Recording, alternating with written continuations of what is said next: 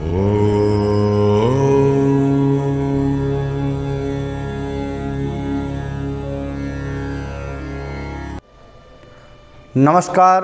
वंदे मातरम। आज के इस ऑनलाइन क्लास में मैं डॉक्टर सिद्धार्थ लाटा आप सबका स्वागत करता हूं। आज हम पढ़ रहे हैं कवि सुमित्रानंद पंत को, और अपने पाठ्यक्रम में कवि सुमित्रानंद पंत की एक कविता लगाई गई है, वे आँखें। इस कविता को हम पढ़ें उससे पहले हम कवि सुमित्रानंद पंत के जीवन के बारे में कुछ चर्चा करते हैं, इनका परिचय ध्यान करते हैं। कवि सुमित्रानंद पंत का जन्म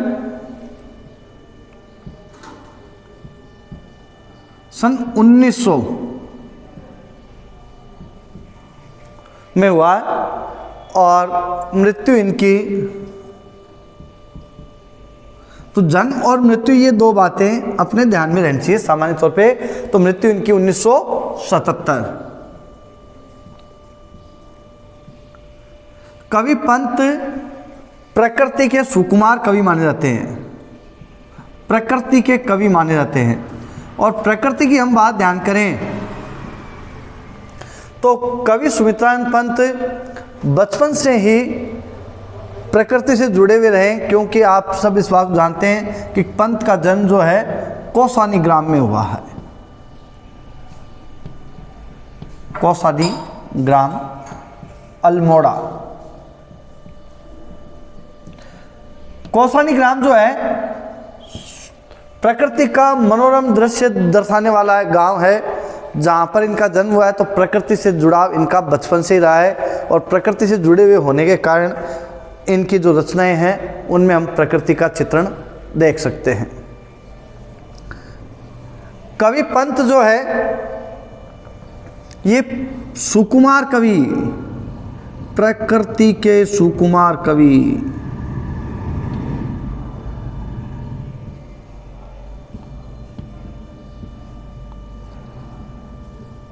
कहे जाते हैं। कवि पंत जो है छायावाद के प्रमुख कवियों में से एक कवि हैं, छायावादी कवि।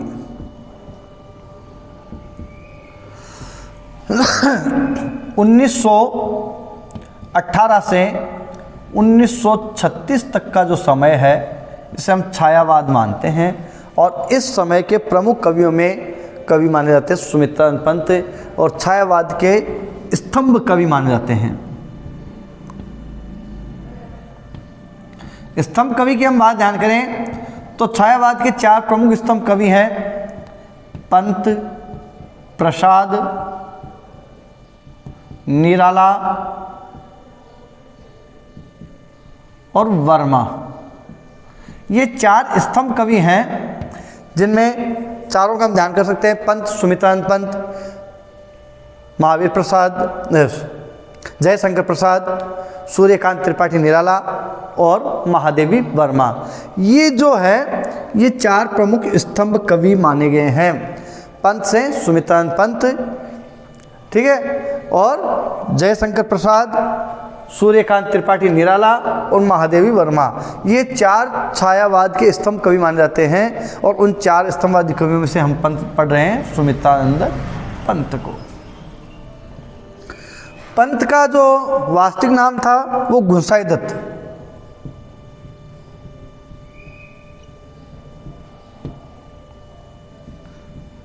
इन्होंने काव्य रचनाएं जो है ये सुमित्रानंद पंत के नाम से इन्होंने की है। पंत ऐसे कवि हैं जिन्होंने प्रकृति का वर्णन, जिस प्रकार से प्रकृति जो है कोमल मनोरम भाव वाली होती है, मात्र मना होती है, उसी प्रकार से पंत ने भी अपने काव्यों में कोमल कांत पदावली का प्रयोग किया है। कोमल कांत पदावली, ये हम ध्यान करें कोमल कांत क्या है। कोमल कांत पदावली से तात्पर्य है कोमल वर्ण। कठोर वर्ण कौन से हैं? ट, ठ, ड, ये कठोर माने जाते हैं, जबकि त, थ, च, छ ये कोमल पद माने जाते हैं। इस प्रकार के वर्णों से बने हुए शब्दों का प्रयोग विशेष तौर से इनके काव्य में दिखाई देता है सुमित्रानंद पंत। पंत की हम और बात ध्यान करें तो पंत की जो श्रेष्ठता है वो इस बात से सिद्ध होती है कि काव्य के क्षेत्र में जो श्रेष्ठ पुरस्कार माना जाता है ज्ञानपीठ पुरस्कार सॉरी, काव्य के क्षेत्र में दिया जाने वाला या साहित्य क्षेत्र में जो सबसे श्रेष्ठ पुरस्कार माना जाता है ज्ञानपीठ पुरस्कार, वो सुमित्रानंद पंत को मिला है। इससे इनकी श्रेष्ठता स्वतः ही सिद्ध हो जाती है।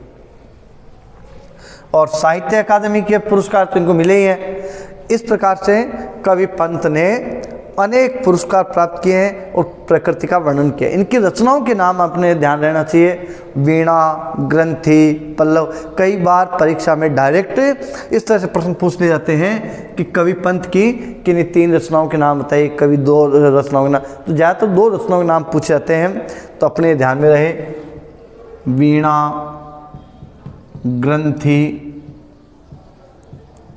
पल्लव। ठीक है ना। अपने को 2 रचनाओं के नाम ध्यान में होते हैं तो हो जाता है युगवाणी। ठीक है, गुंजन, ग्राम्या, चिदंबरा।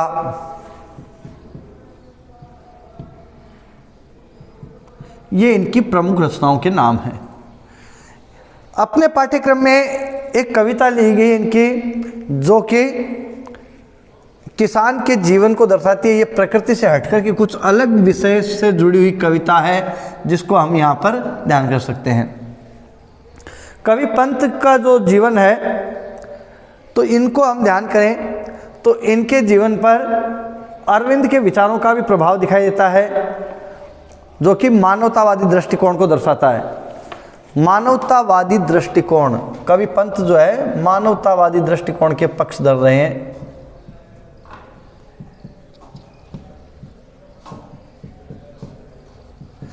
अपने पाठ्यक्रम में जो कविता ली गई है वे आंखें, वो कुछ इसी प्रकार की कविता है जो कि ये दर्शाती है, एक किसान के जीवन को दर्शाती है जिसे हम यहाँ पर पढ़ रहे हैं। देखिए, वे आंखें, ये वे आंखें जो है किसकी आंखें हैं? किसान की आंखें हैं। हम सब इस बात को जानते हैं कि भारत है वो कृषि प्रधान देश है और कृषि प्रधान होने पर भारत की जो अर्थव्यवस्था है, भारतीय अर्थव्यवस्था है, ये पूर्ण रूप से कृषि पर आधारित है। और इस अर्थव्यवस्था के यूँ कह सकते हैं हम, भारतीय अर्थव्यवस्था के जीवनदाता जो है या प्राण जो हैं वो किसान में बसते हैं। लेकिन वास्तव में वही किसान किस प्रकार का जीवन जीते हैं, किस प्रकार से वो रह रहे हैं, ये इनमें दर्शाया गया है। समाज 2 वर्गों में विभाजित है। एक हम ये ध्यान करें, 2 वर्ग, एक उच्च वर्ग, एक निम्न वर्ग। एक किसान, दूसरा जमींदार, एक मजदूर, एक मालिक। ये जो समाज इन 2 वर्गों में बंटा हुआ है, इनमें हम देखें तो ये जो है कितना इनमें डिफरेंस जो दिखाई देता है वो इन कविताओं में दर्शाया गया, इस काव्य में दर्शाया गया। सुमित्रानंद पंत ने इस कविता के माध्यम से दर्शाने का प्रयास किया है। जमींदार, इसको इधर कर लें निम्न और इधर उच्च। किसान की हम बात ध्यान करें, खेतों में मेहनत मजदूरी करता है किसान, जबकि मालदार होते जा रहे जमींदार। मजदूरी करते हैं मजदूर, लेकिन मालदार मालिक हो रहे हैं। सामान्य निम्न वर्ग के लोग जो हैं सामान्य काम करके अपना जीवन यापन कर रहे हैं, जबकि उच्च वर्ग के लोग हैं वो और ज़्यादा पैसे वाले हो रहे हैं। स्थिति दिखाई देती है कि गरीब और ज़्यादा गरीब होता जा रहा है, पैसे वाले और ज़्यादा पैसे वाले होते जा रहे हैं। कुछ इसी प्रकार की जो है स्थिति किसान की दर्शाई है कि किसान का जीवन जो है, किसान खेतों में काम करता है और खेतों में काम करके भी वह खुश दिखाई देता है। और किसान का पूर्ण जीवन जो है वो कृषि पर आधारित होता है। खेत में अगर फसल होती है तो जीवन उनका खुशहाल होता है, वो उसी से प्रसन्न है, उन्हें कोई माल नहीं चाहिए, कोई स्थिति नहीं चाहिए, बल्कि वो अपने सामान्य स्थिति से जीवन यापन करना पसंद करते हैं। लेकिन उस किसान के साथ में जमींदार क्या करते हैं? किसान अपनी छोटी छोटी आवश्यकताओं के लिए जमींदारों से कुछ उधार लेते हैं और वो उधार वो चुका नहीं पाते। ऐसा क्या उधार उन्होंने ले लिया होगा? ये कुछ इसी तरह का है कि उनकी पीढ़ी दर पीढ़ी जो है वहाँ उन मजदूर जमींदारों के यहाँ काम करते हैं, फिर भी वह उनका कर्ज नहीं चुका पाते। तो किसान की जो स्थिति है वो और ज़्यादा दयनीय होती जा रही है। उस दयनीय स्थिति का यहाँ पर वर्णन सुमित्रानंद पंत के द्वारा किया गया है, जिसको हम यहाँ पे पढ़ रहे हैं। किसान जिसको जमींदार ने तहस नहस करके छोड़ दिया, जिसको पूर्ण रूप से यूँ कहें तो नष्ट करके छोड़ दिया, उस किसान की आंखें यहाँ पर दिखाई गई है। उन आंखों की तस्वीर तो यहाँ पर हम कह सकते हैं सुमित्रानंद पंत के द्वारा एक शब्द चित्र खींचा गया है किसान की आंख का, जिसमें वो सब कुछ दिखाई दे रहा है जो कि उसके साथ में घटित हुआ है, वो उन आंखों में दिखाई दे रहा है। देखिए, अंधकार की गुहा सरीखी उन आंखों से डरता मन, अंधकार की गुहा सरीखी उन आंखों से डरता मन, भरा दूर तक उनमें दारुण दैन्य दुख का नीरव रोदन। कवि पंत कहते हैं कि ये जो किसान की आंखें दिखाई दे रही है वह गरीबी से, लाचारी से दबी हुई सी दिखाई दे रही है, और इन दबी हुई आंखों में हम देखें तो ये दबी हुई आंखें अंधकार की गुफा की तरह लगती है, गुफा की तरह दिखाई देती है, गहरी दिखाई देती है।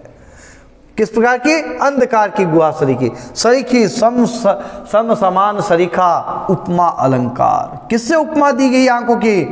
अंधकार की गुफा से, अंधकार की गुहा सरीखी। उन आंखों से डरता मन, कवि पंत कहते हैं उन आंखों में जब देखते हैं तो एक डर सा दिखाई देता है, डर लगता है। क्यों दिखाई देता है? क्योंकि उनमें दूर तक अंधकार फैला हुआ है, निराशा का अंधकार, कहीं कोई आशा की किरण नजर नहीं आ रही। अंधकार की गुहा सरीखी, अंधकार दिखाई दे रहा है। भरा दूर तक उनमें दारुण दैन्य दुख का नीरव रोदन। उन आंखों में जब देखते हैं तो वो बड़ी गहरी दिखाई देती है, और गहराई तक दूर तक देखें तो उनमें दारुण पीड़ादायक दैन्य कष्टदायक दुख है, वो उसका नीरव रोदन दिखाई दे रहा है, बिना विलाप किए हुए। किसान रो भी नहीं रहा है, बिना रोए उसका रोदन है वो दिखाई दे रहा है कि वो किस तरह से पीड़ित है। कवि पंत यहाँ पर याद दिलाना चाहते हैं कि वह किसान था, वह कभी खुद स्वाधीन हुआ करता था, उनके खेत हुआ करते थे, अपने जमीनों के खुद मालिक हुआ करते थे। वह स्वाधीन किसान रहा, अभिमान भरा आंखों में इसका कि वह किसान कभी किसी समय स्वाधीन हुआ करते थे, उनके खुद के खेत खलिहान हुआ करते थे, खुद जमींदार हुआ करते थे। अभिमान भरा आंखों में इसका, इस बात का अभिमान, स्वाभिमान उनकी आंखों में दिखाई देता है।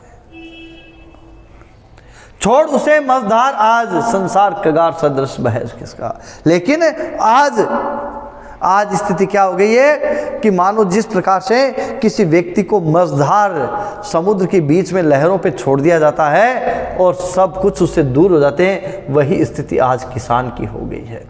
ये कविता जिस समय लिखी गई है ये उस समय से लगा करके आज भी ये प्रासंगिक लगती है। आज भी किसानों की मांगें सरकार के सामने इसी तरह से दिखाई देती है। छोड़ उसे मझधार आज, संसार कगार सदृश बहस। देखिए, फिर देखिए, लहराते हुए खेत दृगों में, जिन खेत उनके हुआ करते थे, जिनके वे मालिक हुआ करते थे, खुद स्वाधीन हुआ करते थे, वो खेत, उन लहराते हुए खेत उस किसान की आंखों में दिखाई देते हैं। हुआ बेदखल वह अब जिससे उन खेतों को छीन लिया गया है, वो खेत आज भी उसकी आंखों में दिखाई देते हैं। किन्होंने छीन लिए? जमींदार ने छीन लिए। किस बात के लिए? उनसे जो कर्जा लिया है, कर्जे के बदले में उनसे खेत गिरवी रख लिए गए, वो खेत। हंसती थी उसके जीवन की हरियाली जिसके तृण तृण में पुनरुक्ति प्रकाश अलंकार। पुनरुक्ति प्रकाश अलंकार। लहराती थी जिसके तृण तृण से, ठीक ना, हंसती थी उसके जीवन की हरियाली जिसके तृण तृण से। जो खेत लहलाते खेत हुआ करते थे और वो लहराते तो उसके जीवन में खुशी छाई रहती थी, वो खेत आज उसकी आंखों में दिखाई दे रहे हैं जिनसे वो बेदखल हो चुका है। फिर देखिए, उसका भरा पूरा सुखी परिवार था, बेटा है, बेटी है, बेटे की बहू है, खुद की पत्नी है, हुआ करती थी, बैलों की जोड़ी हुआ करती थी जिनसे वो खेती का काम किया करता। वो सब उनसे छीन लिए गए, उनका एक एक करके उसमें वर्णन वो कर रहे हैं, आंखों में वो सब दिखाई दे रहे हैं। आंखों में ही घुमा करता वह उसकी आंख का तारा। आंख का तारा मुहावरे का प्रयोग यहाँ पर किया गया है। मुहावरा, आंख का तारा सबसे प्रिय कौन होता है? एक पिता के लिए सबसे प्रिय उसका पुत्र होता है, तो किसान के लिए उसका प्रिय पुत्र जो है आंखों में ही घुमा करता उस बेटे की छवि स्पष्ट दिखाई देती है। कारकुनों की लाठी से जो गया जवानी में ही मारा। कारकुन जमींदार के जो लठेत हैं,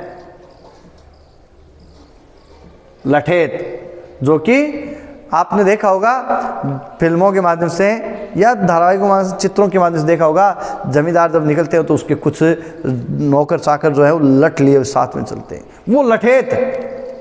उन्होंने क्या किया? जमींदार जब किसान के पास में पैसा मांगने आ रहा है, जमीनें हड़पने के लिए आ रहा है और किसान के विरोध करने पर, किसान के बेटे के द्वारा जब उनका रोका गया, विरोध किया गया, तो उसके बेटे को जवानी में ही, भरी जवानी में उस लठे सोने में पीट पीट के उसको मार दिया गया। वो बेटा भी उसकी आंखों में दिखाई देता है, जिसका दुख भी उसे दिखाई देता है। कैसे कैसे दुख दिए हैं देखिए। उनसे खेत छीन लिए गए और उसके बेटे को जवानी में मार दिया गया। ऐसा कारुणिक दृश्य सुमित्रानंद पंत के द्वारा यहाँ पर खींचा गया है। तो आंखों में ही घुमा करता वह उसकी आंख का तारा, कारकुनों की लाठी से जो गया जवानी में ही मारा। कवि सुमित्रानंद पंत कहते हैं उसके बेटे की छवि भी स्पष्ट उसकी आंखों में दिखाई देती है, उसका चित्र भी स्पष्ट दिखाई देता है, जो कि जवानी में ही जमींदार के लठेतों द्वारा मारा गया है। बाकी जो कविता है ये हम पढ़ेंगे आगे क्लास में। तब तक के लिए हम ये ध्यान करें, आज हमने 4 पद्य पढ़े हैं जिसमें कवि पंत के द्वारा किसान की जो स्थिति है वो यहाँ पर दर्शाई गई है। जहाँ आज भी हम ये देखें, देश स्वतंत्रता के इतने वर्ष बाद में भी किसानों की समस्याएं ज्यों की त्यों दिखाई देती है, ये आज भी शायद प्रासंगिक लगती है। तो ये कविता इनकी बड़ी महत्वपूर्ण कविता है, जिसका आगे का भाग हम अगली क्लास में पढ़ेंगे। तब तक के लिए आप सबका बहुत बहुत धन्यवाद। वंदे मातरम।